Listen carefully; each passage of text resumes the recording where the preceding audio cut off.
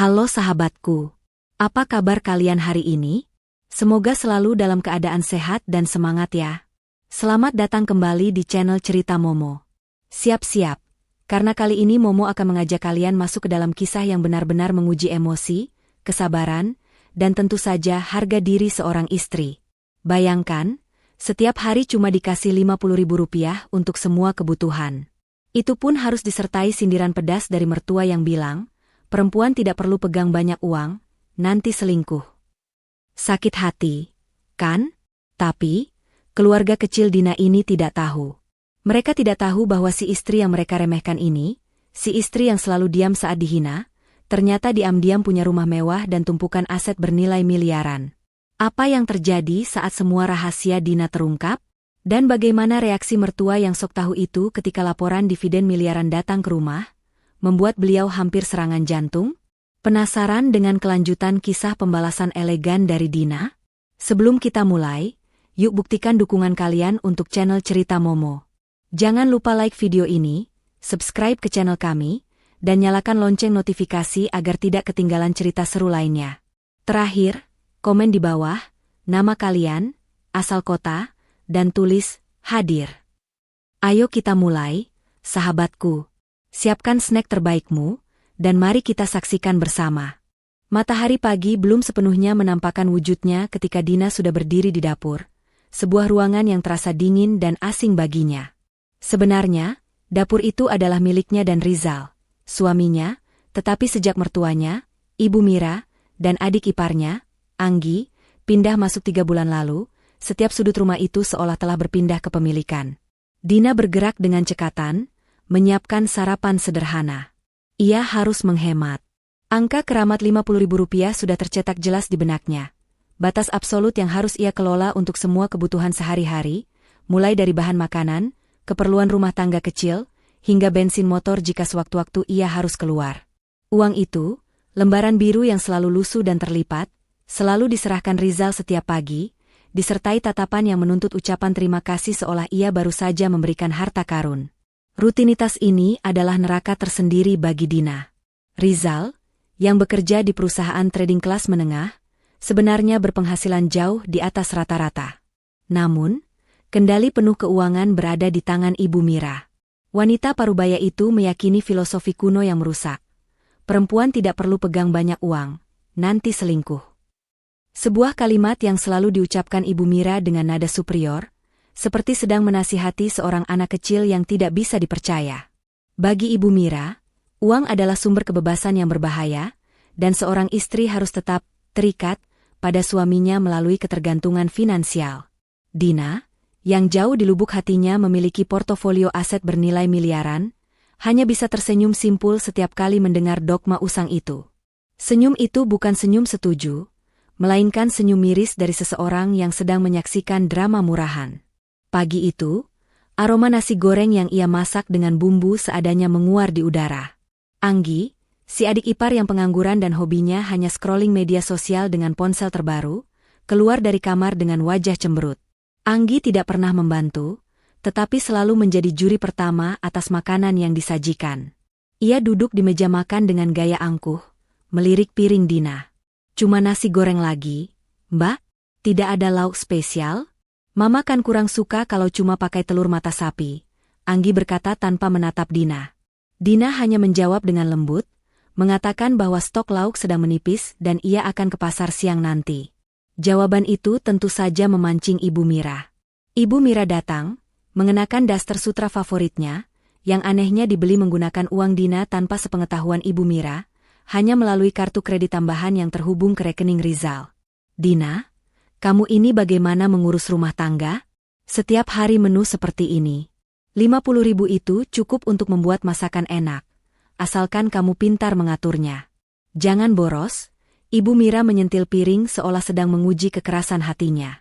Lagi pula, buat apa kamu ke pasar? Sudah cukup di warung saja. Tidak perlu menghabiskan bensin motor.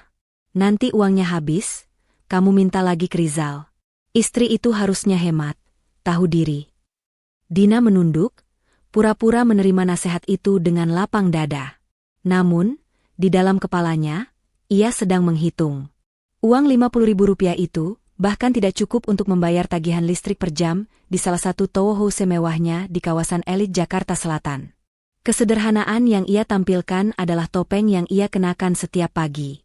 Ia tidak hanya menghemat uang belanja, tetapi ia sedang menghemat energi untuk menghadapi drama keluarga suaminya. Sepanjang hari, rutinitas Dina diisi dengan tugas-tugas rumah tangga. Ia mencuci, menyapu, mengepel, bahkan mencuci pakaian Anggi yang menumpuk. Ibu Mira dan Anggi hanya duduk santai di ruang tamu, menonton sinetron di televisi besar yang dibeli Dina untuk rumah itu 3 tahun lalu. Ketika Dina mencoba duduk sebentar untuk minum, Ibu Mira langsung menyindir. "Dina, coba lihat bunga di teras itu. Sudah layu. Jangan cuma duduk. Kerjaan rumah tangga itu tidak ada habisnya. Kalau kamu rajin, rezeki suami juga lancar," kata Ibu Mira sambil mengipasi dirinya sendiri dengan kipas lipat bermerek. Dina hanya mengangguk, lalu bergegas menyiram tanaman. Pikirannya tidak sedang di sana. Pikirannya sedang melayang ke sebuah kantor di pusat kota, di mana Pak Hadi, pengacara kepercayaannya, sedang mengurus pelepasan beberapa slot saham perusahaannya yang akan mendatangkan dividen besar. Uang yang dipegangnya saat ini, Rp50.000, terasa seperti mainan, tetapi ia harus tetap memainkan peran wanita miskin dan polos yang mudah ditindas. Siang hari, ketika semua orang sudah tidur siang, itulah golden hour Dina. Ia mengambil ponsel keduanya, yang ia sembunyikan di dalam kotak perhiasan imitasi. Ia menelepon Pak Hadi. "Pak Hadi, bagaimana kabar perkembangan investasi kita? Yang di properti Bali sudah ditandatangani?" Dina berbisik sambil melirik ke arah pintu kamar Ibu Mira. Pak Hadi menjawab dengan suara bersemangat, mengabarkan bahwa semua deal berjalan mulus. Ia menyebutkan angka-angka yang membuat kepala pusing. Kapitalisasi pasar, dividen kuartalan, aset properti senilai 10 miliar. Dina mendengar semua itu sambil duduk di lantai kamar mandi, tempat yang paling aman dari telinga-telinga Ibu Mira dan Anggi. Rasa haru dan marah bercampur. Ia memiliki semua ini, tetapi ia harus hidup seperti seorang pembantu rumah tangga dengan gaji yang tak layak. "Baik, Pak. Tolong pastikan invoice dan laporan keuangan tahunan yang baru, yang menunjukkan semua aset dan dividen, dikirimkan melalui kurir ke alamat rumah saya ini, ya. Tidak perlu menggunakan nama perusahaan saya, cukup nama kantor Bapak sebagai pengirim." Dina memberi instruksi penting. Rencananya sudah matang. Ia akan menggunakan laporan itu sebagai bom waktu. Setelah menutup telepon, Dina mencuci muka dan kembali keluar dengan wajah datar. Ketika ia kembali ke ruang tamu, Anggi terbangun dan melihat ponsel Dina yang tergeletak di sofa. Anggi segera mengambilnya, mencari-cari, berharap menemukan sesuatu yang bisa ia jadikan bahan aduan. Namun, ponsel itu hanyalah ponsel lama yang memang sengaja ia gunakan untuk kebutuhan sehari-hari, tidak ada aplikasi banking atau percakapan aneh di sana. "Mbak Dina, ponselnya jelek sekali," cibir Anggi, melemparkan ponsel itu kembali ke sofa. "Suami Mbak kan lumayan gajinya, masa ponselnya tidak pernah di-upgrade? Coba deh minta yang baru, biar tidak malu-maluin kalau keluar." Dina, yang baru saja menginstruksikan pembelian 1 unit mobil sport mewah atas nama perusahaannya di luar negeri, hanya menjawab, "Ah, ini kan masih bisa dipakai, Anggi. Yang penting fungsinya." Jawaban Dina membuat Anggi kesal, karena tidak ada drama yang bisa dipicu. Dina selalu seperti itu, sabar, irit bicara, dan selalu menghindari konflik terbuka. Perilaku ini membuat Ibu Mira dan Anggi semakin yakin bahwa Dina adalah wanita yang lemah, naif, dan bodoh. Mereka tidak pernah melihat kilatan kecerdasan dan perhitungan tajam di mata Dina. Mereka hanya melihat seorang istri yang patuh dan mudah dibohongi. Sore harinya, Rizal pulang. Ritual pemberian uang terjadi lagi. Rizal mengeluarkan selembar Rp50.000, menyerahkannya pada Dina sambil berkata, "Besok kalau ada kebutuhan mendesak, bilang sama Mama ya. Jangan langsung minta ke saya. Mama lebih tahu soal pengeluaran rumah tangga." Dina menerima uang itu, memasukkannya ke dalam dompet lusuhnya. Dompet itu, yang ia beli seharga Rp20.000 di pasar, adalah simbol dari kehidupan palsu yang ia jalani. Di balik dompet lusuh itu, ia menyimpan platinum card bank luar negeri yang bisa ia gunakan untuk membeli apapun yang ia inginkan di dunia ini. Malam itu, saat makan malam, Ibu Mira sengaja membahas rencana liburan ke luar negeri bersama Anggi. Mereka membicarakannya seolah Dina tidak ada di ruangan itu. Nanti di sana, kita belanja sepuasnya ya, Nggi. Uang MAH jangan dipikirin, kata Ibu Mira, melirik ke arah Dina yang sedang menyendok nasi. Lain dengan orang yang cuma tahu hemat, uangnya hanya cukup untuk kebutuhan dapur. Dina menyantap makan malamnya perlahan. Ia tidak merasakan sakit hati lagi, hanya rasa lelah yang mendalam. Ia telah menahan ini semua terlalu lama. Ia mengunci rapat-rapat emosinya, membiarkan kemarahan dan kehinaan itu menumpuk menjadi satu resolusi baja. Ia akan segera mengakhiri drama ini, dan akhir itu akan datang secepat kurir yang membawa paket laporan keuangan. Ia sudah mengatur semuanya. Ia akan membuat mereka terkejut, terhina, dan menyesal. Semua rencananya akan berjalan tepat waktu. Ia hanya perlu menunggu. Tiba saatnya hari yang paling ditunggu oleh Rizal dan keluarganya. Perayaan ulang tahun pernikahan orang tua Rizal, yang sekaligus menjadi ajang kumpul keluarga besar dari pihak Ibu Mira. Acara tersebut digelar di sebuah ballroom hotel bintang 4 yang, ironisnya, merupakan salah satu properti yang dikelola oleh holding investasi milik Dina. Dina tahu persis berapa biaya sewa ballroom itu per jamnya. Sebuah angka yang bisa menghidupi keluarga suaminya selama setahun, dan mengetahui fakta itu membuat ironi yang ia rasakan semakin dalam dan pahit. Dina bersiap-siap dengan pakaian yang sederhana, sebuah gaun midi yang sopan dan tidak mencolok. Ia sengaja memilih pakaian yang tidak akan menarik perhatian. Ia tidak ingin menjadi pusat dari ejekan atau sorotan yang berlebihan. Namun, kesederhanaannya justru menjadi sasaran tembak utama. Saat ia keluar dari kamar, Anggi dan Ibu Mira sudah berdiri di depan cermin besar di ruang tamu. Anggi mengenakan gaun malam yang berkilauan dan perhiasan berlian tiruan yang dipesan dari online shop terkemuka, sementara Ibu Mira mengenakan set perhiasan emas tebal yang selalu ia banggakan. Mereka menoleh ke arah Dina, dan tawa sinis pun pecah. Astaga, Dina. Kamu mau ke pesta ulang tahun pernikahan Mama atau mau ke arisan RT? Sindir Anggi, memutar bola matanya. Minimal pakai perhiasan sedikit. Dong, jangan sampai keluarga kita malu. Nanti disangka Rizal tidak mampu menghidupi istrinya. Ibu Mira mendekat, jarinya menyentuh bahu Dina. Rizal sudah kasih kamu uang, kan? Kenapa tidak kamu pakai untuk beli baju yang bagus? Lihat ini, Ibu Mira memamerkan kalung emasnya. Perempuan itu harus tahu diri. Kalau tidak punya, ya jangan dipaksakan. Tapi setidaknya, jangan membuat aib keluarga. Cepat ganti, atau kamu tunggu di mobil saja. Dina tetap tenang. Ia menjelaskan bahwa ia menyukai gaun itu dan merasa nyaman. Ia tahu bahwa gaun yang ia kenakan harganya jauh lebih mahal dan merupakan keluaran desainer ternama, meskipun terlihat polos, dibandingkan dengan gaun Anggi yang mencolok. Namun, ia memilih untuk tidak mengungkapkan fakta itu. Kebohongan kecilnya adalah perisai. Hadiahmu sudah siap, Dina? Tanya Rizal, yang baru keluar dan sudah rapi dengan jasnya. Nada suaranya datar, seolah menanyakan apakah Dina sudah mengunci pintu. Dina menunjukkan sebuah kotak kecil berisi bingkai foto yang ia hias sendiri. Bingkai itu berisi foto masa muda Ibu Mira dan ayah mertuanya. Rizal mengerutkan dahi. Cuma bingkai foto? Dina, ini acara besar. Setidaknya berikan perhiasan atau barang elektronik. Apa kata sepupu-sepupuku nanti? Mereka semua membawa hadiah mahal, protes Rizal. Ibu Mira langsung menyambar.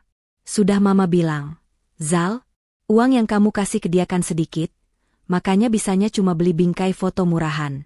Tidak usah memaksa, Dina. Biarkan mereka tahu diri, kalau kemampuanmu memang segitu. Untungnya, Mama tidak mengharapkan apa-apa dari menantu yang tidak punya penghasilan sendiri, katanya dengan nada merendahkan yang sangat menyakitkan. Dina hanya mengangguk, menerima semua hinaan itu sebagai bagian dari rencananya. Ia sengaja tidak membeli hadiah mahal. Ia ingin melihat sejauh mana mereka akan merendahkannya berdasarkan kemampuan finansial yang ia tunjukkan. Kesempatan untuk dihina adalah kesempatan untuk membalas dengan pukulan yang telak. Di ballroom hotel, pesta berlangsung meriah. Keluarga besar Ibu Mira, yang semuanya tampak glamor dan sombong, menyambut mereka. Setiap kali ada kerabat yang bertanya kepada Dina tentang pekerjaannya atau asal-usulnya, Ibu Mira selalu menyela, mengatakan bahwa Dina hanya ibu rumah tangga biasa, dan fokus melayani suami. Kata-kata itu selalu diiringi tatapan iba dari para kerabat dan tatapan merendahkan dari Anggi. Saat acara tukar hadiah, rasa malu Dina mencapai puncaknya, meskipun itu adalah bagian dari sandiwara yang ia ciptakan. Sepupu Rizal memberikan jam tangan mewah, sementara Anggi memberikan paket liburan singkat.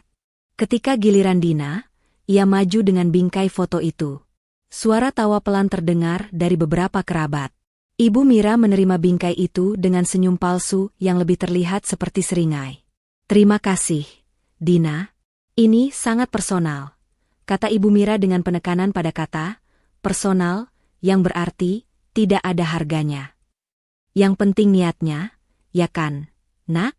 Meskipun hadiah ini tidak seberapa, Mama hargai usahamu."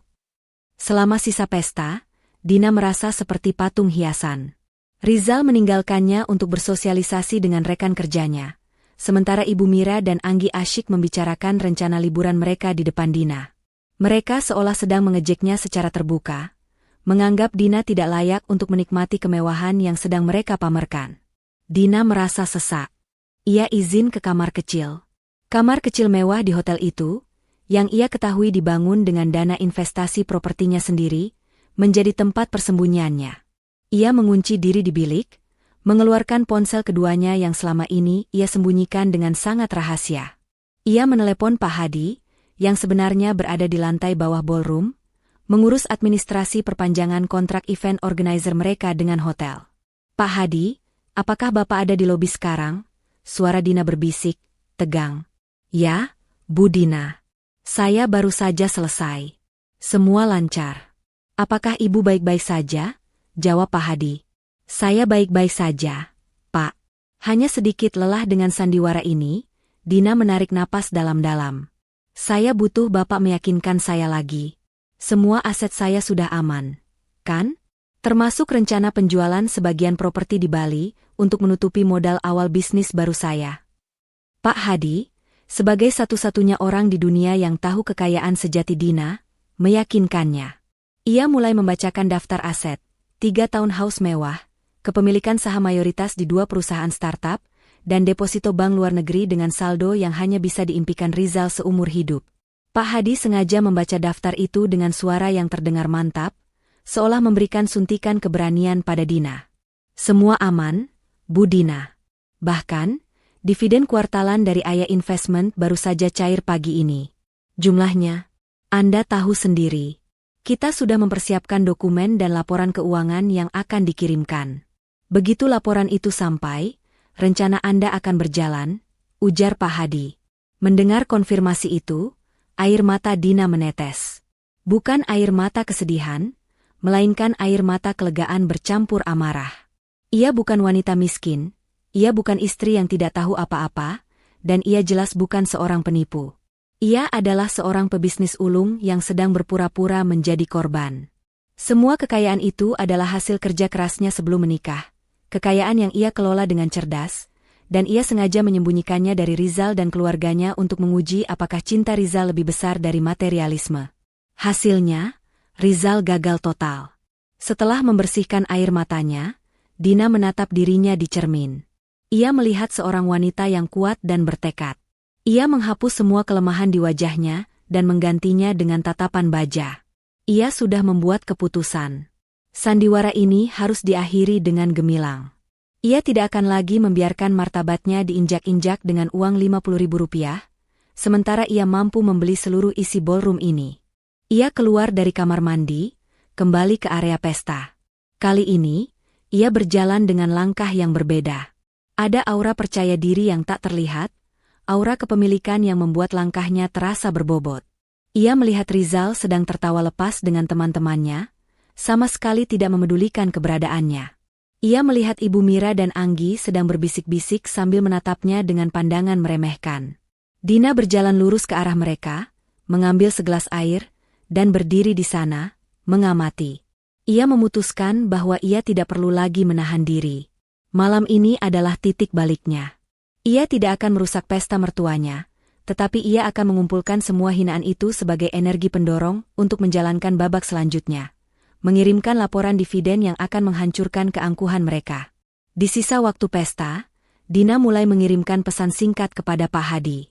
Pesan itu berisi instruksi sederhana, namun memiliki dampak yang sangat besar. Pak Hadi, pastikan laporan dividen itu dikirimkan besok pagi. Gunakan kurir tercepat, dan pastikan kurir itu meminta tanda tangan Ibu Mira atau Rizal. Perencanaan Dina telah memasuki fase eksekusi. Pesta yang seharusnya menjadi perayaan cinta dan kehangatan itu, bagi Dina, hanyalah panggung terakhir untuk ia menerima penghinaan sebelum ia melancarkan serangan baliknya. Keesokan hari setelah pesta ulang tahun pernikahan yang dingin, suasana di rumah Dina dan Rizal terasa lebih tegang dari biasanya. Ibu Mira dan Anggi masih diselimuti aura kesombongan dan kelelahan setelah berpesta, tetapi mereka juga diselimuti rasa penasaran yang menggerogoti. Mereka mulai memperhatikan setiap gerak-gerik Dina, terutama setelah insiden bingkai foto yang memalukan di pesta. Mereka yakin Dina menyembunyikan sesuatu, entah itu hutang atau sebuah skandal, yang menjelaskan mengapa ia tampak terlalu tenang di tengah segala ejekan. Pagi itu, Rizal memberikan uang Rp50.000 dengan ekspresi yang lebih kesal. Ia kesal karena Dina membuatnya terlihat miskin di depan kerabatnya semalam. Ia tidak menyadari bahwa rasa kesalnya itu justru adalah pemicu yang mempercepat rencana Dina. Rizal bahkan tidak mengucapkan sepatah kata pun, hanya meletakkan lembaran lusuh itu di meja. "Dina, kamu mau kemana siang ini?" tanya Ibu Mira dengan nada menyelidik, saat Dina sedang merapikan tasnya. "Saya ada janji dengan teman lama, Bu.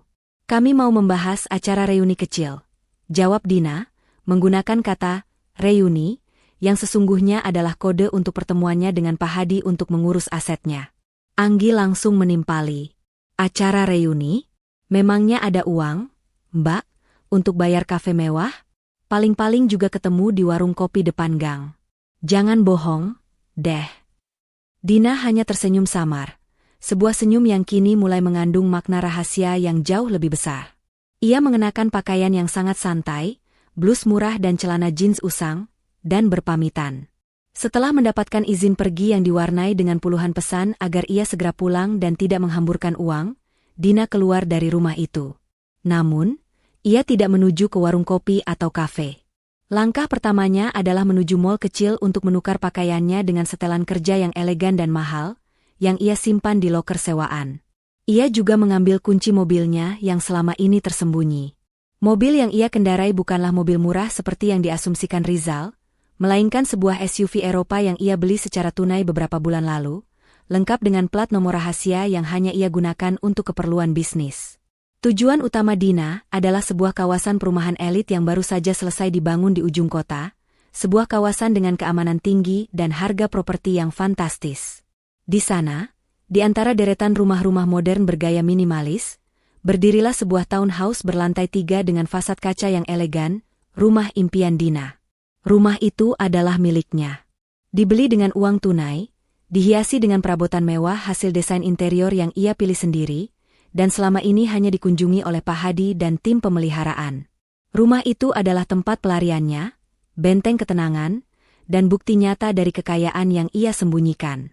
Ketika ia masuk melalui gerbang utama yang otomatis, Dina menarik napas panjang, menghirup aroma ketenangan yang selama ini ia rindukan. Di ruang tamu yang luas, Pak Hadi sudah menunggunya dengan tumpukan dokumen tebal. "Selamat datang, Bu Dina. Bagaimana tugas lapangan Anda hari ini? Lolos dari pengawasan?" sapa Pak Hadi sambil tersenyum maklum. Dina duduk di sofa kulit mahal. "Lolos. Saya diizinkan pergi dengan syarat tidak boleh menghabiskan bensin dan segera pulang. Mereka pikir saya sedang bertemu teman untuk berbagi penderitaan," jawab Dina dengan suara lelah. Mereka mulai membahas urusan bisnis yang jauh lebih besar daripada urusan rumah tangga dengan uang Rp50.000. Hari itu, mereka fokus pada penandatanganan dokumen akuisisi saham minoritas di sebuah perusahaan properti dan peninjauan ulang portofolio seni bernilai jutaan dolar yang baru ia beli. Dina berbicara dengan tegas, menganalisis risiko, dan membuat keputusan strategis, menunjukkan bahwa ia adalah seorang pengusaha wanita cerdas dan sangat terampil dalam mengelola aset. "Pak Hadi, mengenai laporan dividen dan aset yang saya minta dikirimkan besok. Sudah siap, ya?" tanya Dina, beralih ke bagian krusial dari rencananya. "Sudah, Bu, sudah dikemas rapi, disegel, dan akan dikirimkan dengan kurir khusus besok pagi. Saya sudah memastikan alamat pengiriman sudah benar dan tertera nama Ibu Dina sebagai penerima, namun ditujukan ke alamat rumah lama Anda. Kurir juga sudah saya instruksikan untuk meminta tanda tangan penerima, yang mana itu pasti Ibu Mira atau Rizal. Jelas Pak Hadi, mengonfirmasi eksekusi rencana. Dina mengangguk, sorot matanya tajam. Bagus. Saya ingin mereka yang membukanya, Pak. Saya ingin mereka yang melihat angka-angka itu. Biarkan mereka mencicipi konsekuensi dari kesombongan mereka. Selama beberapa jam, Dina menghabiskan waktu di rumah itu. Ia berjalan-jalan, menyentuh perabotan, dan menikmati pemandangan kota dari jendela lantai atas. Di sana, ia bisa menjadi dirinya yang sejati, kaya, berkuasa, dan bebas. Rumah itu adalah simbol perlawanan batinnya. Semakin keras Ibu Mira dan Rizal merendahkannya, semakin besar dan mewah aset yang ia sembunyikan. Tepat sebelum jam pulang kantor Rizal, Dina bergegas kembali. Ia berganti pakaian usangnya di mal kecil yang sama, menyembunyikan mobil mewahnya di lokasi parkir terpencil, dan kembali ke rumah dengan mengendarai motor butut yang sering ia gunakan. Ketika ia tiba di rumah, Anggi dan Ibu Mira langsung menyambutnya dengan serangan interogasi. "Dari mana saja kamu? Kenapa lama sekali?" tanya Ibu Mira, dengan tangan di pinggang. "Tadi, teman saya bercerita banyak, Bu. Tentang kesulitannya mencari pekerjaan," jawab Dina, menggunakan cerita karangan yang terdengar menyedihkan dan tidak mencurigakan. Anggi mendekat dan mencium bau parfum di tubuh Dina. "Tunggu, bau parfum kamu beda. Ini parfum mahal. Kamu dapat dari mana? Jangan-jangan kamu diam-diam kerja dan dapat uang dari laki-laki lain." "Ya," tuduh Anggi tanpa berpikir. Dina menjawab dengan sangat tenang, "Saya disemprot parfum teman saya. Dia ingin saya mencobanya, katanya parfum diskon." Ibu Mira menatapnya curiga, tetapi tidak ada bukti. Dina tampak begitu polos dan lelah. Persis seperti penampilan seorang istri yang sibuk mengurus rumah tangga dan ngobrol dengan teman yang bernasib sama. Mereka membiarkannya pergi, tetapi kecurigaan itu tidak pernah hilang. Malam itu, di kamar, Rizal mendekati Dina. Bukan untuk bercinta, melainkan untuk menegur. "Dina, besok-besok kalau mau keluar, jangan pakai motor itu. Bensinnya boros. Naik angkot saja. Uang Rp50.000 itu sudah saya hitung-hitung sangat pas untuk belanja sayur dan lauk," Rizal berbisik. "Mama benar, kamu tidak bisa mengelola uang dengan baik. Kamu harusnya bersyukur saya dan Mama yang pegang kendali penuh." Mendengar kata-kata itu, hati Dina terasa dingin. Rasa lelahnya mencapai puncak. "Mengendalikan uangku agar tidak selingkuh, atau mengendalikan hidupku agar aku tidak punya pilihan selain tetap bersamamu," batin Dina. Ia tidak mengucapkan kata-kata itu. Ia hanya mengangguk pelan, seolah menerima kekalahan. Rizal berbalik dan tidur. Sementara Dina, di balik selimut, kembali memegang ponsel rahasianya. Ia mengecek notifikasi dari Pak Hadi yang mengonfirmasi bahwa kurir untuk laporan dividen sudah disiapkan dan akan dikirimkan tepat pukul 10 pagi besok. Dina tersenyum dalam kegelapan. Ia membayangkan detik-detik ketika Ibu Mira yang angkuh dan Rizal yang meremehkan itu membuka amplop tebal itu. Mereka akan melihat angka-angka di laporan itu, angka-angka yang membuktikan bahwa wanita yang mereka hina setiap hari dengan uang Rp50.000 adalah seorang miliarder. Detik-detik itu akan menjadi pembalasan yang manis dan setimpal. Dina tidak perlu berteriak atau berkelahi. Ia hanya perlu menunggu paket itu datang. Pagi hari itu terasa lebih suram, bukan karena cuaca, tetapi karena Dina tahu ini adalah hari ulang tahun pernikahan mereka. 5 tahun. 5 tahun ia habiskan untuk berpura-pura, 5 tahun ia mencoba menanamkan harapan bahwa Rizal akan melihatnya bukan sebagai wanita yang bergantung, melainkan sebagai pasangan yang setara. Harapan itu kini terasa basi, layu seperti bunga yang tidak pernah disiram. Dina bangun lebih awal. Ia memasak sarapan istimewa, sedikit melanggar batasan anggaran Rp50.000 harian yang biasa ia terima, tetapi ia melakukannya sebagai upaya terakhir untuk merayakan hari itu dengan martabat. Ia menyiapkan hidangan kesukaan Rizal, berharap suaminya akan mengingat maknanya, bukan hanya rasanya. Ketika Rizal keluar, ia terlihat terburu-buru. Ia menatap makanan di meja, tetapi tidak ada ekspresi hangat. Ibu Mira dan Anggi sudah lebih dulu duduk, dan Anggi segera mengomentari masakan itu. Wah, tumben Mbak Dina masak seperti ini. Uangnya dapat dari mana? Jangan-jangan diam-diam kamu ambil tabungan Rizal, ya? Ini kan mahal. Tuduh Anggi dengan nada menyelidik yang langsung menusuk ke inti hati Dina.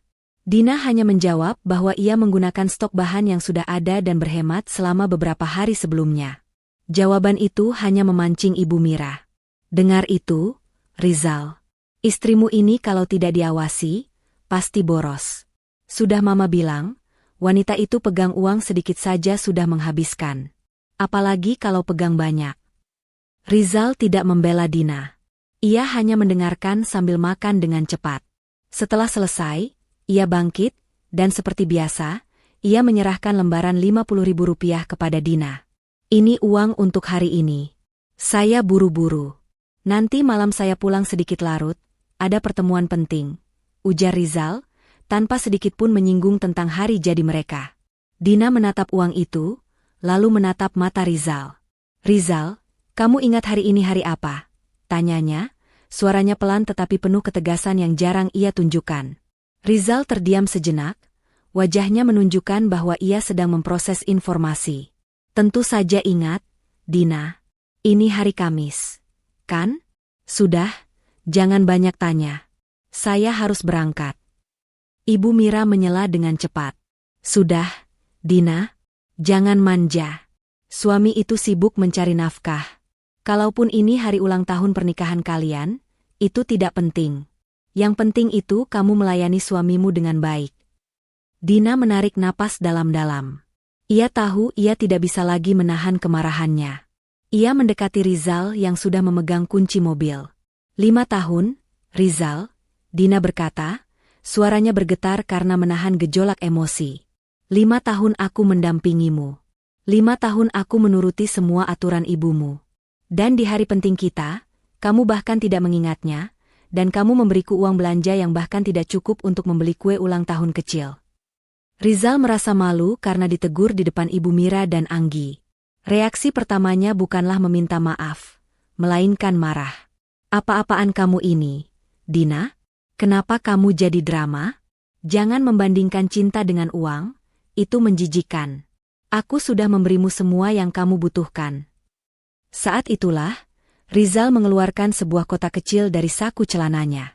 Itu adalah kotak perhiasan, tetapi sangat kecil dan terkesan murahan.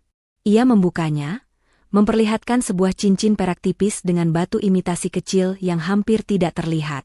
Ini, kata Rizal dengan nada pasif-agresif. Hadiah ulang tahunmu. Saya membelinya di pasar malam. Harganya hanya Rp200.000.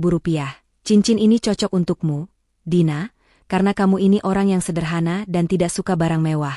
Lagi pula, uang kita kan terbatas, hanya cukup untuk yang begini. Kalimat terakhir itu, uang kita kan terbatas, menghancurkan sisa-sisa harapan Dina. Itu bukan soal cincinnya, tetapi soal bagaimana Rizal meremehkan usahanya, meremehkan nilainya, dan menggunakan keterbatasan finansial palsu yang ia ciptakan sebagai alasan untuk bersikap pelit dan tidak peduli. Ibu Mira dan Anggi tertawa. Tawa mereka terdengar seperti lonceng kematian bagi pernikahan Dina. Lihat, Dina. Rizal itu suami yang baik. Dia memberimu hadiah. Cincin ini cocok dengan gaya hidupmu yang hemat, ejek Ibu Mira. Dina mengambil kotak cincin itu. Ia tidak memasangnya di jari. Ia menatap Rizal dengan mata berkaca-kaca, tetapi air mata itu bukan air mata kesedihan, melainkan amarah yang membara. Kamu benar, Rizal. Cincin ini cocok. Cocok untuk mengingatkanku bahwa selama ini aku hanya dihargai Rp200.000 setelah 5 tahun. Ujar Dina, suaranya kini dingin, tidak lagi bergetar. Dan kamu benar, uang kita memang terbatas. Tapi, apakah kamu yakin uang kita yang terbatas, ataukah wawasanmu tentang uang yang terbatas? Rizal terkejut dengan keberanian Dina. Ia tidak pernah melihat Dina seberani ini. Jaga bicaramu, Dina. Saya tidak suka kamu kurang ajar di depan Mama. Aku sudah lama menjaga bicaraku, Rizal. Aku sudah lama menjaga hatiku. Tapi sekarang, aku lelah. Aku lelah pura-pura menjadi orang yang kamu dan ibumu inginkan, kata Dina. Ia membalikkan cincin murahan itu di tangannya. Dina berbalik, meninggalkan Rizal, Ibu Mira, dan Anggi yang terperangah. Ia langsung menuju kamar dan mengunci diri. Kali ini, ia tidak menangis. Ia meraih ponsel rahasianya. Rasa sakit hati karena cincin Rp200.000 itu adalah katalis yang ia butuhkan. Ia segera menelepon Pak Hadi. Pak Hadi, batalkan rencana pengiriman laporan dividen sore hari ini. Saya ingin dipercepat, kata Dina dengan suara yang tajam dan tegas. Dipercepat, Bu Dina? Maksudnya sekarang? Tanya Pak Hadi, terkejut dengan perubahan mendadak itu. Ya, sekarang. Saya ingin laporan dari Ayodhya Investment dan laporan konsolidasi aset dikirimkan segera ke alamat rumah ini. Gunakan kurir yang paling cepat, dan pastikan mereka tiba dalam 2 jam ke depan. Saya ingin mereka yang membukanya, dan saya ingin mereka membukanya hari ini juga, perintah Dina.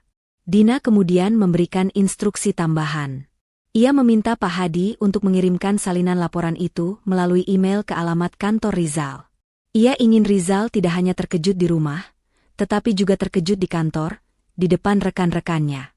Setelah menutup telepon, Dina duduk di tepi ranjang.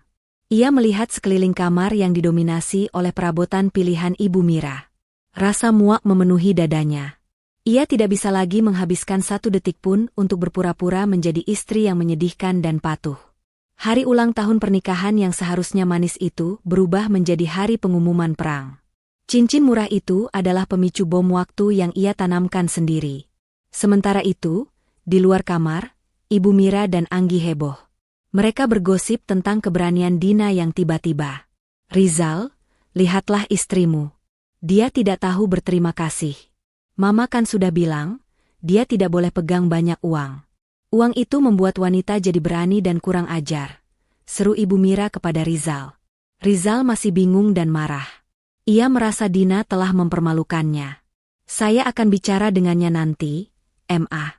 Dia pasti sedang PMS atau stres karena terlalu hemat, kata Rizal, mencari alasan logis untuk membenarkan sikapnya yang meremehkan. Anggi sibuk mencari tahu apa yang dilakukan Dina di kamar. Ia bahkan mencoba menguping di balik pintu, tetapi tidak mendengar apa-apa selain keheningan. Mereka tidak menyadari bahwa di balik pintu yang tertutup itu, seorang miliarder sedang merencanakan kehancuran supremasi finansial mereka. Dina keluar dari kamar setelah 1 jam. Wajahnya datar, tetapi matanya memancarkan kedamaian yang aneh. Ia kembali ke dapur, bukan untuk memasak, melainkan untuk duduk dan minum teh. Ia duduk dengan santai di kursi ruang makan yang biasanya diduduki oleh Ibu Mira, membiarkan Ibu Mira menatapnya dengan rasa tidak suka yang semakin besar. Dina hanya tersenyum. Senyum itu berbeda. Senyum itu penuh janji. Janji akan sebuah pembalasan yang elegan, yang akan segera terwujud begitu kurir berjas rapi dari kantor hukum Pak Hadi tiba di depan pintu rumah mereka. Ketegangan di rumah itu terasa begitu nyata, seperti udara yang dipenuhi bubuk mesiu, tinggal menunggu percikan api. Setelah insiden cincin murah, Rizal buru-buru berangkat kerja, meninggalkan Ibu Mira dan Anggi dalam suasana hati yang kesal dan penuh kecurigaan. Mereka tidak bisa menerima keberanian Dina yang tiba-tiba. Bagi mereka, keberanian itu hanya bisa berasal dari 2 hal, rasa tidak tahu diri yang luar biasa, atau dukungan finansial ilegal. Mereka memilih untuk meyakini yang kedua. Ibu Mira mondar-mandir di ruang tamu. Dia pasti menyembunyikan sesuatu, Nggi. Tidak mungkin dia berani bicara seperti itu kalau tidak ada pegangan. Uang Rp50.000 itu tidak akan memberinya keberanian. Pasti ada laki-laki lain yang membiayainya, tuduh Ibu Mira, sambil menatap tajam ke arah kamar Dina. Anggi sibuk mencari tahu di media sosial teman-teman lama Dina, berharap menemukan foto atau petunjuk. Aku tidak menemukan apa-apa, Ma. Teman-temannya di media sosial juga tampak biasa-biasa saja. Hanya ibu rumah tangga. Tapi, bau parfumnya kemarin itu benar-benar mahal. Ini aneh, Ma. Dina sendiri sedang berada di dapur, mencuci piring dengan gerakan lambat dan tenang. Di luar, ia menampilkan citra seorang istri yang pasrah, tetapi di dalam, ia sedang menghitung waktu.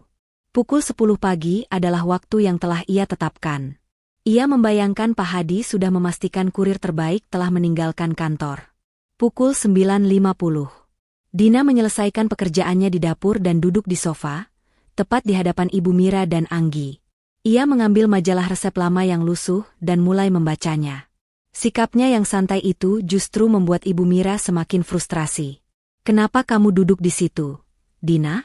Apakah sudah tidak ada pekerjaan lagi?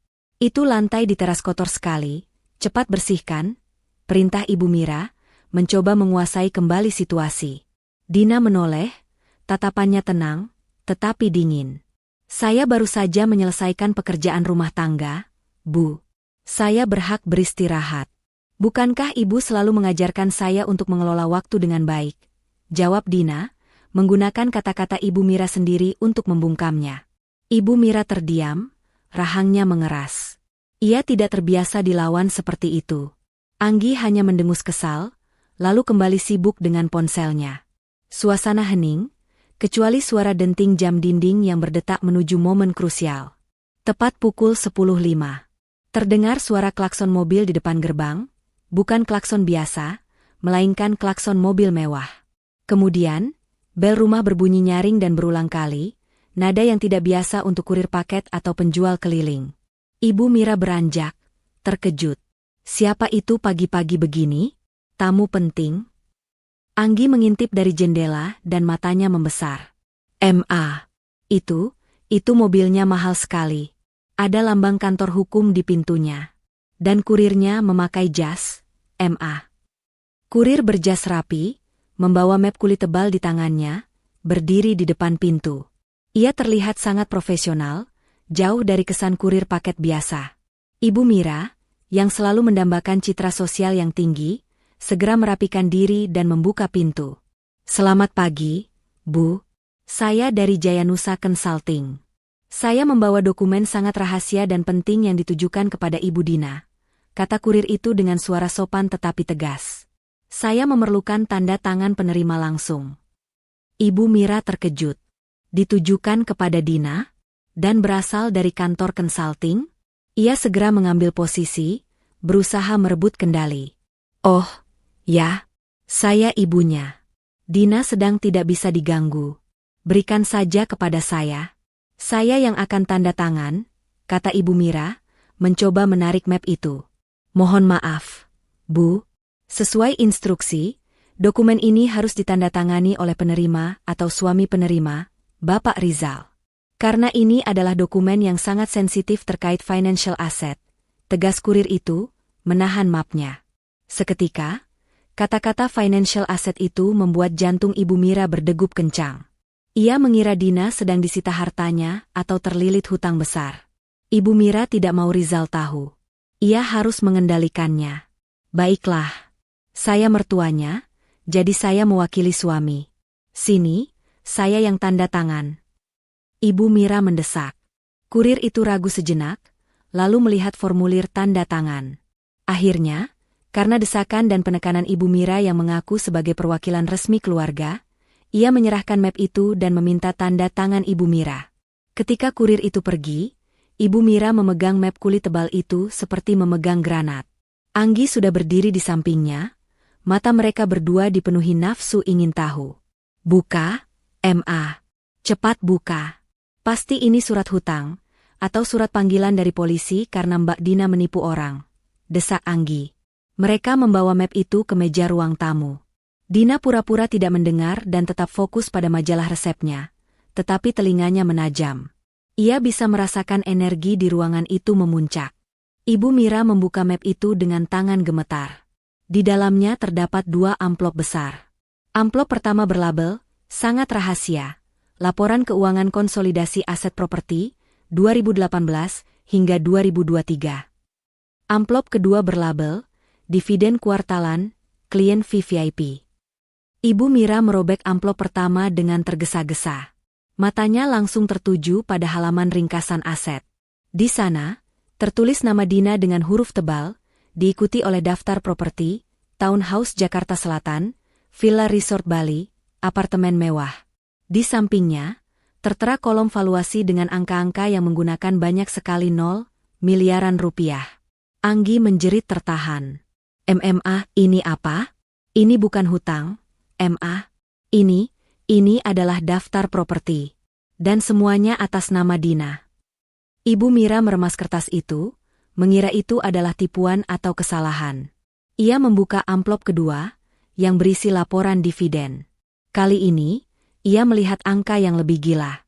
Laporan dari perusahaan investasi Ayotya Investment menunjukkan adanya pencairan dividen kuartalan yang baru saja ditransfer ke rekening atas nama Dina, jumlahnya ratusan juta rupiah hanya dalam 3 bulan. Wajah Ibu Mira yang biasanya merah karena marah kini pucat pasi, seperti tertutup bedak tebal. Ia mencoba membaca ulang, tetapi angka-angka itu tidak berubah. Miliaran. Properti. Dividen. Semua milik menantunya, wanita yang ia ejek setiap hari dan ia batasi dengan uang 50.000 rupiah. Ibu Mira merasakan sakit tajam menusuk di dada kirinya. Napasnya tercekat.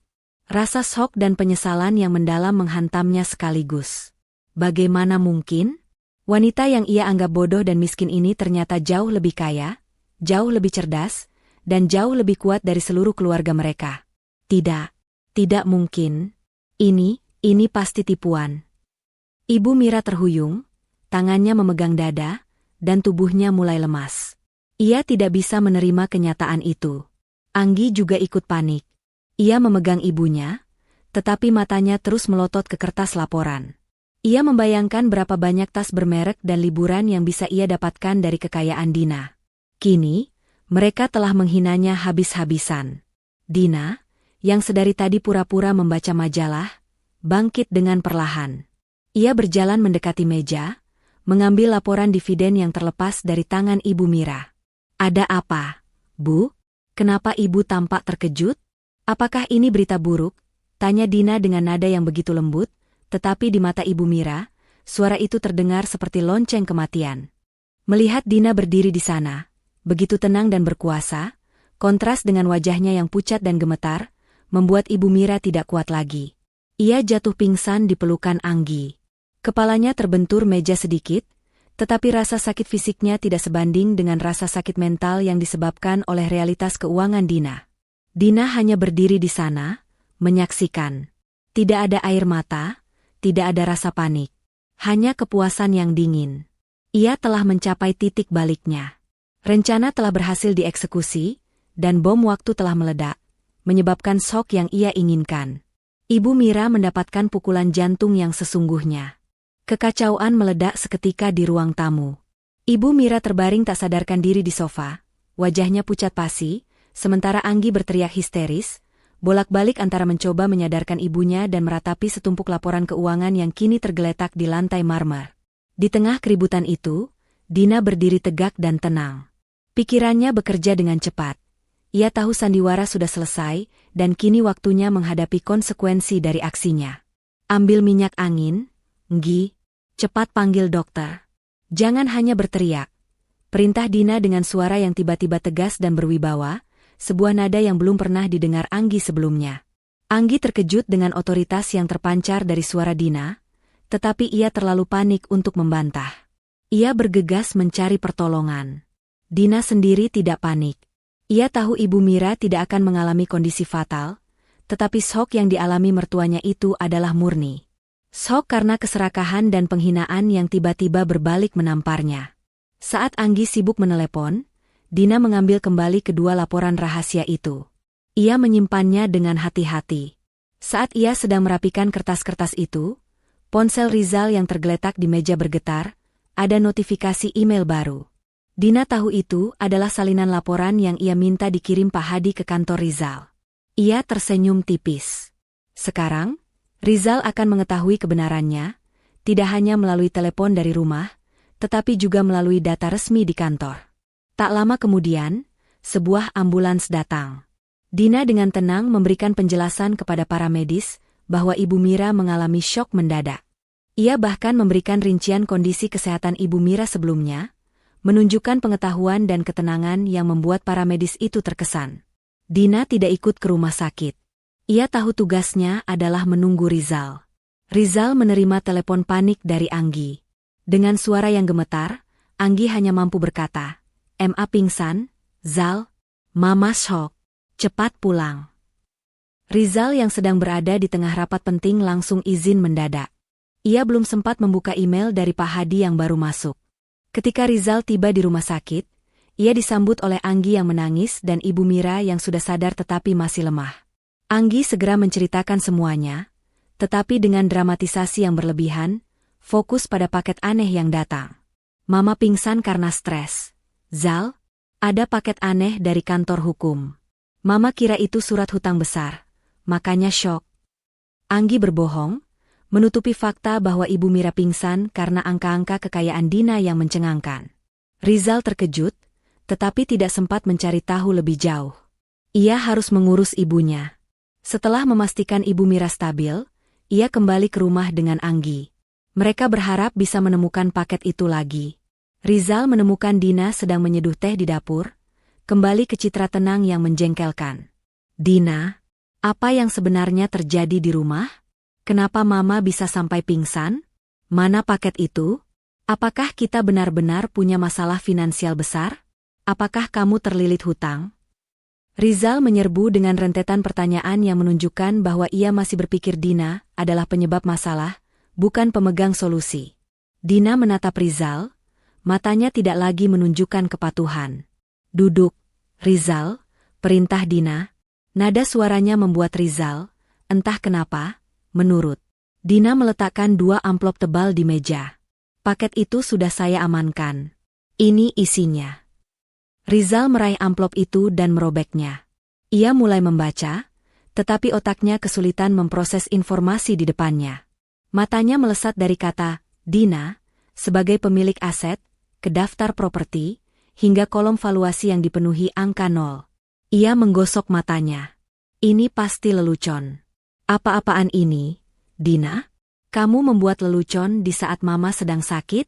Ini daftar properti fiktif. Kan? Kenapa semua atas namamu? Kamu tidak punya uang sebanyak ini. Desak Rizal, suaranya naik 1 oktav. Anggi yang sedari tadi menguping, segera ikut melihat. Ekspresinya kali ini tidak bisa berbohong. Ia menunjuk laporan dividen. Itu, Zal, lihat di situ. Dividen ratusan juta. Ayodhya Investment. Itu kantor investasi besar, Zal. Rizal membaca lagi. Tiba-tiba, ia teringat email yang ia terima di kantor. Ia mengambil ponselnya, membuka email dari Pak Hadi, yang kini ia sadari adalah seorang pengacara terkenal, dan membuka lampiran yang sama persis dengan yang ada di tangannya. Otaknya mulai tersambung. Syok Ibu Mira, ketenangan Dina, dan laporan miliaran ini. Kamu, ini semua benar? Rizal berbisik, tidak percaya. Kamu punya semua ini? Kapan? Bagaimana? Dina bersandar, meletakkan cangkir tehnya dengan bunyi pelan yang memecah keheningan. Ya, Rizal. Itu adalah asetku. Properti, saham, dan bisnis yang sudah aku kelola jauh sebelum kita menikah. Kekayaan yang membuatku bisa membeli apapun yang kamu, Mama, dan Anggi pamerkan selama ini. Rizal menjadi marah, tetapi bukan karena penghinaan, melainkan karena kebohongan yang ia rasakan. Kenapa kamu menyembunyikannya dariku, Dina? Kenapa kamu membiarkan aku hidup seperti ini, memberi kamu uang 50.000 rupiah setiap hari, sementara kamu seorang miliarder? Dina mendengus, tawa kering yang pahit. Aku menyembunyikannya untuk menguji kamu, Rizal. Untuk melihat apakah kamu mencintaiku karena diriku atau karena uang. Dan untuk melihat apakah kamu akan menghargai martabatku, meskipun kamu berpikir aku miskin. Aku memberimu uang 50.000 rupiah, dan kamu tidak pernah protes. Aku biarkan Mama menghinamu, dan kamu hanya diam, seru Rizal. Aku diam karena aku ingin melihat sejauh mana martabatku dihargai oleh suamiku sendiri. Tapi, kamu gagal total, Rizal. Kamu tidak pernah membela aku, dan kamu bahkan memberiku cincin 200.000 rupiah sebagai hadiah ulang tahun, sambil berkata, uang kita kan terbatas, kata Dina, mengutip kata-kata Rizal yang paling menyakitkan. Air mata Rizal mulai menetes, bukan karena penyesalan tulus, tetapi karena rasa malu yang amat besar. Ia menyadari betapa bodohnya ia. Ia telah menghina seorang miliarder yang kebetulan adalah istrinya sendiri. Ia telah menertawakan orang yang bisa memberinya kebebasan finansial seumur hidup. Anggi, yang melihat peluang, segera mendekati Dina. "Mbak Dina, maafkan aku. Aku tidak tahu. Aku janji akan bersikap baik mulai sekarang. Aku akan bantu kamu urus rumah ini." Dina bahkan tidak melirik Anggi. Ia fokus pada Rizal. "Keputusan sudah bulat, Rizal. Aku sudah menghubungi Pak Hadi untuk menyiapkan dokumen. Aku ingin bercerai," kata Dina dengan tenang. Kata perceraian itu menghantam Rizal seperti tinju. "Tidak, Dina. Jangan. Aku minta maaf. Kita bisa perbaiki ini. Aku akan mengembalikan semua kendali uang kepadamu. Aku janji akan membelamu dari Mama. Aku janji akan membelikanmu hadiah yang paling mahal." Rizal memohon, kini tulus. Namun, ketulusannya terasa terlambat dan didorong oleh kekayaan Dina. Dina hanya menggelengkan kepala. "Cintaku padamu sudah berakhir sejak kamu meremehkan usahaku dengan uang Rp50.000, Rizal. Dan harga diriku tidak bisa dibeli dengan hadiah mahal, setelah kamu membiarkan aku dihina oleh ibumu selama bertahun-tahun. Aku sudah punya segalanya. Yang aku butuhkan adalah ketenangan, dan itu tidak ada di rumah ini." Rizal jatuh berlutut, memohon ampun. Namun, pandangan Dina sudah kosong. Ia sudah membuat keputusan. Ia hanya perlu menunggu prosesnya. Kepanikan Rizal dan Anggi tidak lagi relevan bagi Dina. Setelah mengumumkan keputusannya untuk bercerai, Dina segera meninggalkan rumah itu. Ia tidak membawa banyak barang, hanya pakaian seadanya yang ia kenakan dan dompet lusuhnya. Kekayaan sejatinya, ponsel rahasia dan kunci mobilnya, sudah bersamanya. Ia meninggalkan Rizal, Anggi, dan Ibu Mira yang baru siuman di rumah sakit, dalam kekacauan emosional dan finansial yang mereka ciptakan sendiri. Tujuan Dina adalah rumah mewahnya yang tersembunyi, benteng pertahanan terakhirnya di ujung kota.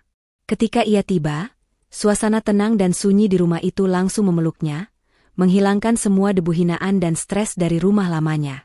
Dina membiarkan dirinya jatuh di sofa, menikmati ketenangan yang sudah lama hilang. Ia tidak lagi harus mengkhawatirkan anggaran Rp50.000, atau tatapan menghakimi Ibu Mira. Ia berada di wilayahnya, di mana setiap sudut adalah cerminan dari kecerdasan dan kerja kerasnya. Tak lama kemudian, Pak Hadi tiba. Pengacara senior itu datang bukan hanya sebagai penasihat hukum, tetapi juga sebagai satu-satunya teman terpercaya yang menyaksikan perjuangan diam-diam Dina selama bertahun-tahun. "Bu Dina, Anda terlihat tenang. Saya bangga Anda akhirnya mengambil langkah ini," sapa Pak Hadi, meletakkan berkas-berkas di meja kaca. Dina mengangguk. "Ketenangan ini mahal, Pak Hadi. Dan saya harus membayarnya dengan mengakhiri drama ini. Saya sudah mengatakannya kepada Rizal. Saya ingin Anda segera mengajukan gugatan cerai. Saya ingin prosesnya cepat dan bersih. Tidak ada negosiasi harta gono gini. Semua aset yang mereka kira milik mereka, sebenarnya milik saya." Mereka mulai membahas detail teknis. Pak Hadi menjelaskan bahwa mereka memiliki posisi yang sangat kuat. Karena semua properti, saham, dan deposito telah diatur sebelum pernikahan atau dikelola melalui perusahaannya dengan pemisahan aset yang ketat, Rizal dan keluarganya tidak memiliki klaim hukum yang sah atas kekayaan Dina.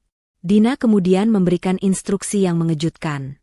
"Saya ingin Anda segera mengirimkan surat pemberitahuan resmi ke bank dan semua vendor rumah itu," ujar Dina. "Beritahukan kepada mereka bahwa saya adalah pemilik sah dan tunggal dari rumah yang selama ini kami tinggali. Semua tagihan, mulai dari listrik, air, hingga cicilan furnitur, akan saya bekukan dan saya alihkan ke rekening terpisah. Biarkan mereka yang mengurusnya mulai sekarang." Pak Hadi mengangkat alisnya. "Anda yakin, Bu? Itu bisa menimbulkan masalah besar bagi mereka." "Mereka yang menciptakan masalah ini, Pak Hadi," balas Dina dingin. "Mereka menertawakan saya karena saya hanya berurusan dengan uang Rp50.000, padahal rumah itu dibeli dengan uang saya sendiri. Saya ingin mereka merasakan beban finansial yang sesungguhnya. Saya ingin mereka tahu rasanya harus mencari uang untuk sesuatu yang selama ini mereka anggap gratis, karena suami saya yang bekerja." Keputusan Dina menunjukkan bahwa ia tidak hanya ingin bercerai, tetapi juga ingin memberikan pelajaran yang sangat keras kepada keluarga yang telah merendahkannya. Ia ingin mereka kehilangan kemewahan palsu yang selama ini mereka nikmati, kemewahan yang sebenarnya berasal dari keringatnya sendiri. Mereka melanjutkan pembahasan tentang perusahaan Rizal. Dina meminta Pak Hadi untuk menyelidiki secara mendalam semua aset dan rekening Rizal. Ia tahu Rizal bukanlah seorang miliarder, tetapi ia ingin memastikan bahwa Rizal tidak menyembunyikan kekayaan apapun darinya, atau apakah ia telah menggunakan uangnya sendiri untuk menutupi hutang keluarga. Saya ingin tahu secara pasti, Pak, apakah ada aset Rizal yang sah yang harus dibagikan? Jika ada, saya akan serahkan semuanya. Saya tidak butuh hartanya. Saya hanya ingin keadilan atas waktu dan martabat yang telah mereka curi dari saya, kata Dina, tatapannya menyeratkan tekad yang tak tergoyahkan. Selama pertemuan berlangsung, Dina juga memanfaatkan momen itu untuk beristirahat secara mental. Ia berjalan-jalan di taman kecil rumahnya, menghirup udara yang bersih, jauh dari bau masakan sederhana yang harus ia masak dengan anggaran terbatas. Di rumah ini, ia bisa memesan makanan terbaik, ia bisa tidur di kasur yang paling nyaman, dan ia bisa menghabiskan waktu berjam-jam tanpa harus dicurigai atau diinterogasi. Di tengah ketenangan itu, Rizal mencoba menghubunginya puluhan kali. Teleponnya tidak diangkat, pesannya tidak dibalas. Rizal dan Anggi sudah kembali dari rumah sakit dan menemukan rumah itu kosong. Rizal panik, ia mulai mencari petunjuk tentang kemana Dina pergi. Di rumah itu, Rizal mulai menyadari betapa buruknya sikapnya. Ia mulai menghubungkan semua potongan, ketenangan Dina, tatapan kosongnya saat dihina, dan cincin murahan yang ia berikan. Penyesalan mulai tumbuh, tetapi penyesalan itu masih bercampur dengan kebingungan dan ketakutan akan kehilangan uang. Rizal dan Anggi menemukan surat-surat dari beberapa tagihan yang belum dibayar. Mereka mulai panik karena menyadari bahwa pengeluaran rumah tangga harian jauh lebih besar daripada yang mereka bayangkan. Ibu Mira yang baru pulang dari rumah sakit, meskipun masih lemah, hanya bisa terbaring sambil terus meratapi laporan miliaran Dina. Rasa syoknya belum hilang. Dina menerima laporan intelijen dari Pak Hadi tentang kepanikan mereka. Rizal sudah menghubungi saya, Bu. Dia meminta pertemuan. Dia bilang dia menyesal dan ingin bernegosiasi, lapor Pak Hadi. Dina menggeleng. Tidak ada negosiasi. Dia hanya menyesal karena tahu saya kaya, bukan karena dia mencintai saya. Katakan padanya bahwa pertemuan hanya akan terjadi di pengadilan. Dan pastikan surat pemberitahuan pembekuan tagihan rumah itu sudah dikirimkan besok pagi. Saya ingin drama di rumah itu mencapai klimaksnya. Dina menghabiskan malam itu dengan ketenangan yang sempurna, tidur nyenyak untuk pertama kalinya setelah bertahun-tahun. Ia mempersiapkan diri untuk babak akhir. Ia telah menemukan kekuatan sejatinya, dan ia siap menggunakan kekayaan itu bukan untuk pamer, tetapi untuk menegakkan keadilan atas dirinya sendiri. Setelah menerima surat resmi dari Pak Hadi yang menyatakan bahwa Dina telah mengajukan gugatan cerai dan membekukan semua tagihan rumah tangga, Rizal akhirnya mencapai titik terendah. Kehidupan nyamannya hancur dalam hitungan jam. Listrik rumah hampir diputus, tagihan air menunggak, dan Anggi serta Ibu Mira, yang baru pulang dari rumah sakit dan masih trauma dengan angka miliaran, terus menyalahkannya. Mereka hidup dalam kekacauan yang ironis. Sebuah rumah mewah yang kini tidak bisa mereka biayai. Rizal tidak tahan lagi. Ia merasa malu, bodoh, dan ketakutan. Ketakutan terbesarnya bukanlah kehilangan Dina, melainkan kehilangan akses pada potensi kekayaan yang kini ia sadari ada di depan mata. Ia akhirnya menemukan alamat kantor Pak Hadi dan memohon untuk bertemu Dina. Pak Hadi, atas instruksi Dina, menolak mentah-mentah. Satu-satunya cara adalah bertemu langsung di rumah lama mereka, tempat di mana Rizal telah merendahkan Dina selama bertahun-tahun. Malam itu, Rizal menunggu Dina pulang. Ia telah menghabiskan hari dengan menelpon Dina puluhan kali, mengirim pesan penyesalan yang panjang, dan bahkan mengirim karangan bunga. Semua upayanya sia-sia. Pukul 8 malam, Dina tiba. Ia datang dengan mobil mewahnya, yang selama ini tersembunyi. Ia parkir tepat di depan rumah. Mobil yang begitu mengkilap dan mahal, sehingga membuat Ibu Mira yang sedang duduk lesu di teras langsung menutup wajahnya karena malu. Dina keluar dari mobil dengan pakaian yang elegan dan kasual, jauh berbeda dari sosok istri lusuh dengan anggaran Rp50.000 yang selama ini mereka kenal.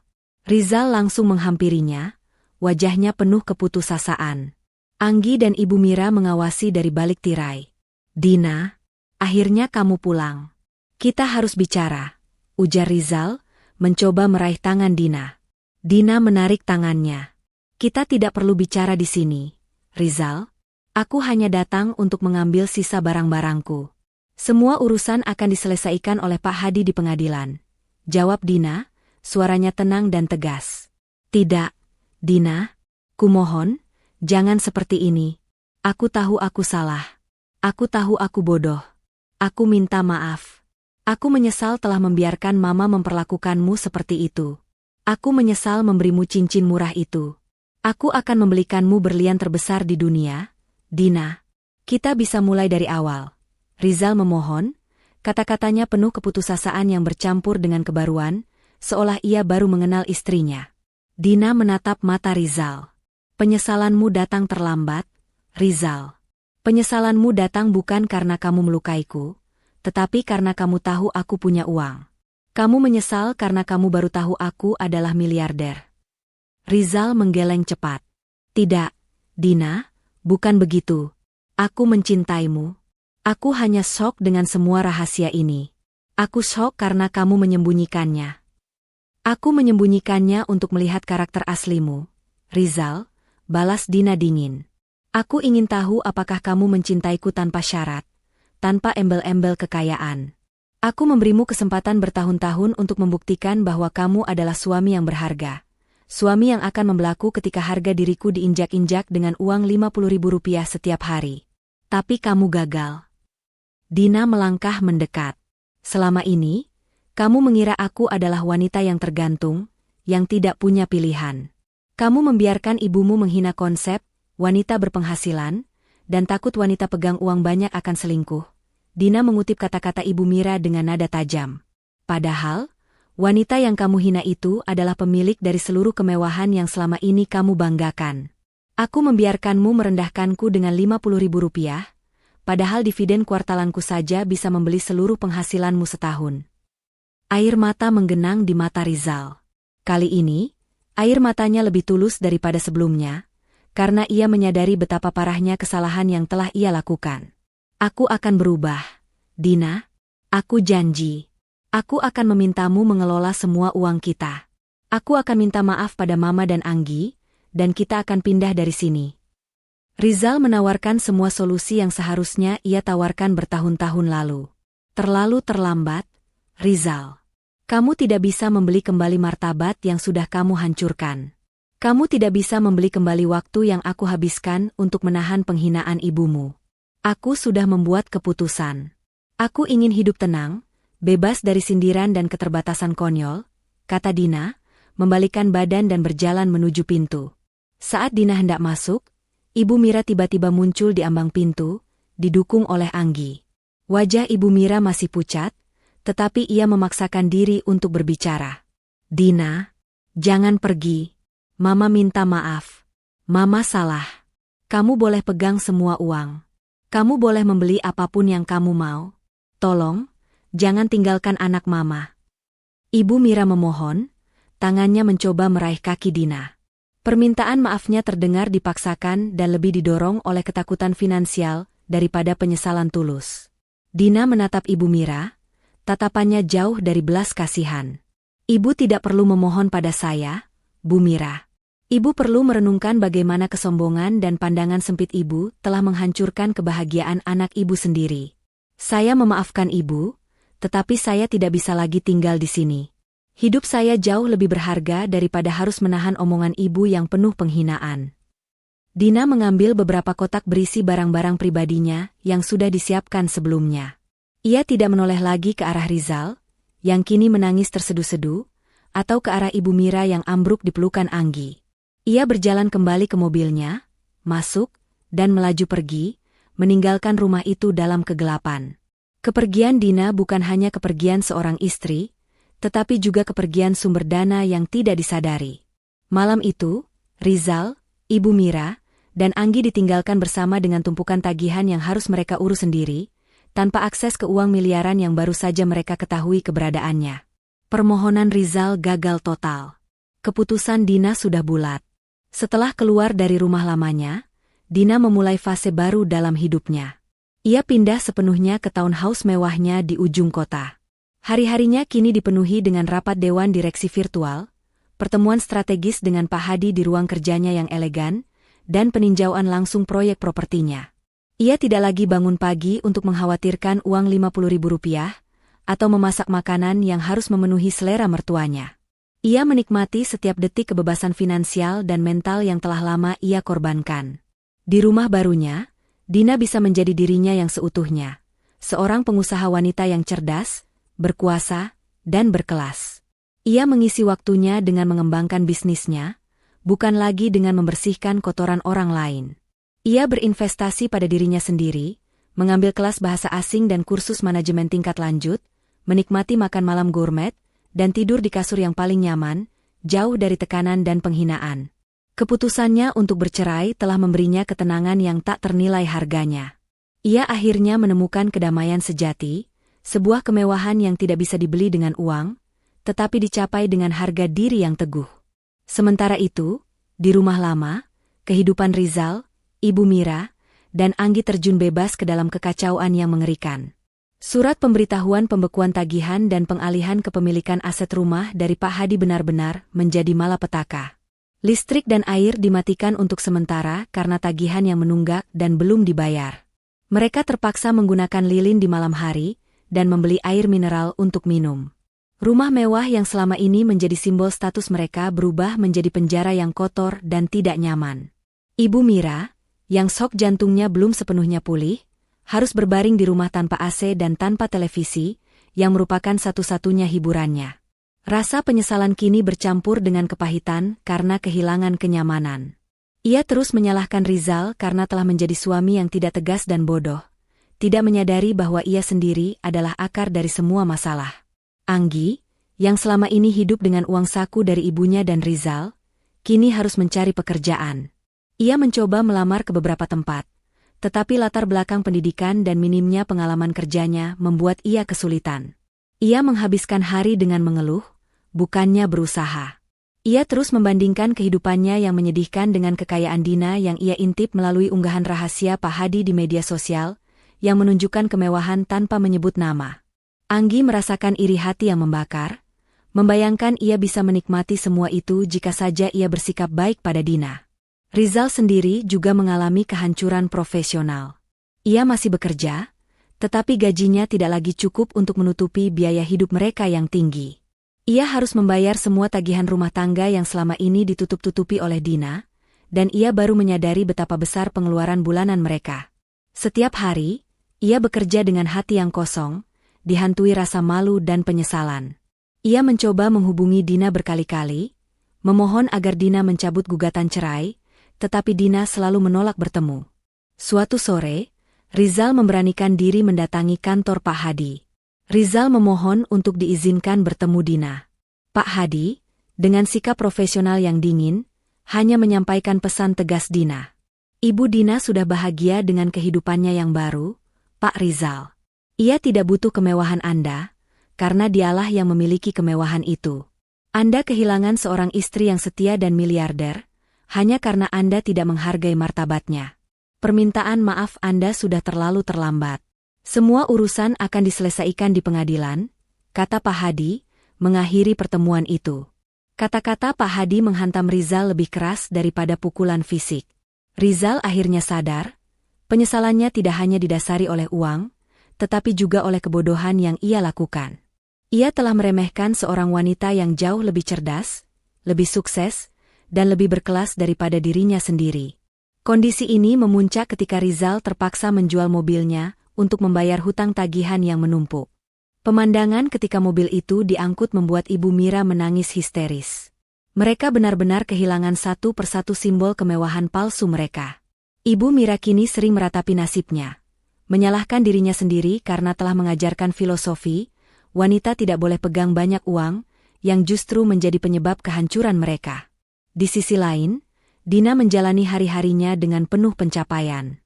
Bisnisnya meluas, investasi propertinya melesat, dan ia bahkan menjadi pembicara dalam konferensi wanita pengusaha. Ia dikenal sebagai sosok wanita yang inspiratif, yang berhasil membuktikan bahwa seorang istri bukan hanya harus patuh, tetapi juga harus berdaya. Pertemuan Dina dengan Rizal selanjutnya hanya terjadi sekali lagi, yaitu di ruang sidang. Dina datang dengan aura profesional yang tak terbantahkan, didampingi Pak Hadi. Rizal datang dengan penampilan yang kuyu, penuh penyesalan, didampingi pengacara yang kurang berpengalaman. Di ruang sidang, Rizal kembali memohon maaf di depan hakim, tetapi Dina tetap pada keputusannya. Ia menjelaskan kepada hakim bahwa ia tidak menuntut harta Gonogini. Ia hanya meminta agar perceraian disahkan dan ia ingin memulai hidup baru. Ia bahkan menunjukkan bukti pemisahan harta yang disiapkan Pak Hadi sebelum pernikahan. Sidang berjalan lancar karena bukti-bukti yang diajukan Dina sangat kuat. Keputusan hakim memihak Dina, mengabulkan gugatan cerai dan mengakhiri pernikahan mereka secara resmi. Saat keluar dari ruang sidang, Rizal mencoba meraih tangan Dina sekali lagi, tetapi Dina hanya menatapnya dengan pandangan tanpa emosi. Hidup baru kita sudah dimulai, Rizal. Kamu sudah mendapat pelajaranmu. Hiduplah dengan jujur dan jangan pernah lagi meremehkan potensi wanita, kata Dina, lalu berbalik dan berjalan pergi, didampingi Pak Hadi, menuju masa depan yang cerah. Setahun berlalu sejak palu hakim diketuk, mengesahkan perceraian antara Dina dan Rizal. Kehidupan Dina kini adalah manifestasi sempurna dari kebebasan dan kesuksesan yang ia impikan. Ia tidak lagi harus hidup dalam topeng kepatuhan atau dibatasi oleh uang Rp50.000. Ia menjalani hidup yang autentik di tengah kemewahan yang ia ciptakan sendiri. Rumah mewahnya bukan lagi tempat persembunyian, melainkan pusat operasional bisnisnya yang berkembang pesat. Di sana, ia menjadi CEO bagi dirinya sendiri. Dina fokus pada pengembangan perusahaannya. Dengan bimbingan Pak Hadi, ia mengakuisisi beberapa startup kecil yang menjanjikan, memperluas portofolio propertinya, dan bahkan mendirikan sebuah yayasan yang fokus pada pemberdayaan finansial wanita. Ia tampil di berbagai seminar, menceritakan pengalamannya, bukan sebagai korban, tetapi sebagai contoh nyata dari wanita yang memilih martabat di atas ketergantungan. Ia menjadi inspirasi, membuktikan bahwa seorang istri tidak perlu menoleransi penghinaan demi keamanan finansial, apalagi jika ia punya potensi jauh lebih besar. Salah satu momen paling manis bagi Dina adalah ketika ia secara resmi merayakan pembukaan kantor pusat yayasannya. Di acara yang megah itu, Dina dikelilingi oleh para pebisnis sukses dan wanita-wanita yang terinspirasi oleh kisahnya. Ia berbicara tentang pentingnya nilai diri, melawan narasi usang bahwa wanita tidak boleh berdaya secara finansial. Ia merasa utuh, harga diri dan kebahagiaan sejati telah ia raih. Sementara itu, kehidupan Rizal, Ibu Mira, dan Anggi adalah cerminan dari konsekuensi yang kejam dan pahit. Setelah perceraian, mereka harus meninggalkan rumah mewah itu karena tidak sanggup membayar tagihan dan biaya operasional yang mahal. Mereka pindah ke sebuah kontrakan kecil di pinggiran kota. Rizal kehilangan momentum di kantornya. Ia dikenal sebagai mantan suami dari seorang miliarder yang diceraikan karena bersikap pelit dan membiarkan istrinya dihina. Reputasinya hancur, dan ia kesulitan mendapatkan promosi atau proyek besar. Ibu Mira, yang shock jantungnya membuatnya harus menjalani perawatan mahal, kini harus berjuang mencari nafkah dengan berjualan makanan kecil dari rumah. Ia yang dulu angkuh dan selalu memamerkan perhiasan, kini harus menundukkan kepala meminta pinjaman. Ia selalu dirundung rasa bersalah, tidak hanya karena kehilangan menantu kaya, tetapi karena ia telah mengorbankan kebahagiaan putranya demi dogma kuno dan kesombongannya sendiri. Ia sering duduk termenung, meratapi kata-katanya sendiri, perempuan tidak perlu pegang banyak uang, nanti selingkuh. Ironisnya, karena dirinya tidak lagi pegang uang banyak, mereka semua yang menderita. Anggi akhirnya mendapatkan pekerjaan, tetapi sebagai pelayan di sebuah kafe. Ia harus bekerja keras dengan upah minim, jauh dari gaya hidup glamor yang ia pamerkan di media sosial. Ia sering menangis dalam diam, menyesali setiap cibirannya kepada Dina. Suatu hari, ia melihat Dina di berita televisi, sedang berbicara di konferensi besar, mengenakan perhiasan yang asli dan berkilauan, jauh melampaui perhiasan imitasi yang dulu ia banggakan. Penyesalan Anggi terasa sangat pahit. Ia telah kehilangan kesempatan untuk mendapatkan mentor dan saudari ipar yang suportif hanya karena kesombongan. Setengah tahun setelah perceraian, Rizal datang lagi mencari Dina. Ia berhasil mengetahui alamat kantor yayasan Dina. Ia datang dengan pakaian yang lusuh, wajahnya menunjukkan beban kehidupan yang berat. Ia memohon untuk bertemu Dina, bukan untuk meminta uang, tetapi untuk menyampaikan penyesalan tulusnya yang sesungguhnya, penyesalan yang baru datang setelah ia kehilangan segalanya.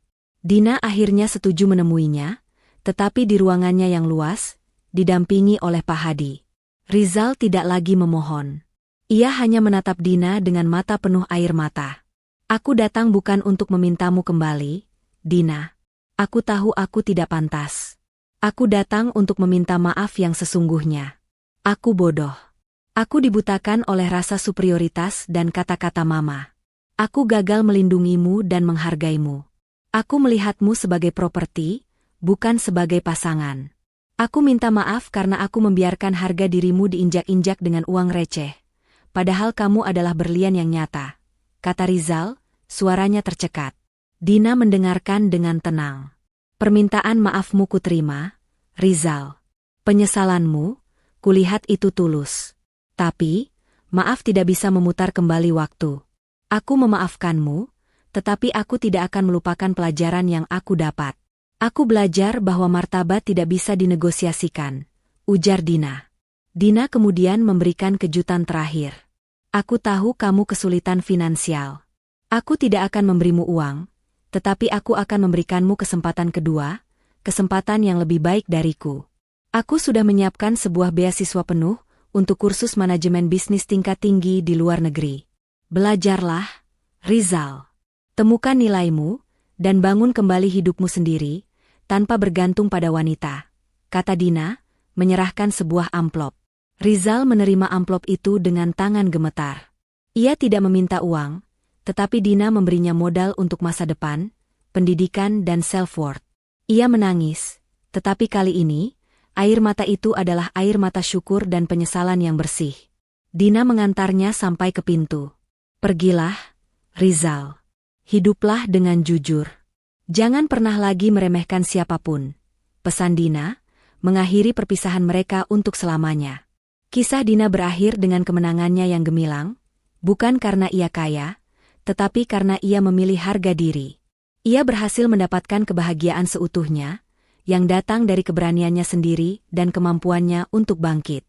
Ia membuktikan bahwa kekayaan sejati seorang wanita terletak pada kecerdasan, kemandirian, dan harga diri yang tidak bisa dibeli atau ditentukan oleh orang lain. Ia menjadi inspirasi bagi banyak wanita, menunjukkan bahwa batasan yang ditetapkan orang lain, seperti uang Rp50.000, hanyalah ilusi jika kita tahu nilai diri kita. Pesan moral, jangan pernah biarkan nilai dirimu ditentukan oleh nominal uang yang diberikan orang lain. Kunci kebahagiaan bukanlah pada apa yang kamu terima, tetapi pada apa yang kamu miliki dan kamu kembangkan dalam dirimu sendiri. Jangan pernah takut untuk berdiri tegak, melawan penghinaan, dan memulai babak baru yang lebih baik. Karena penyesalan bagi mereka yang meremehkan akan selalu datang, dan biasanya, penyesalan itu datang terlambat.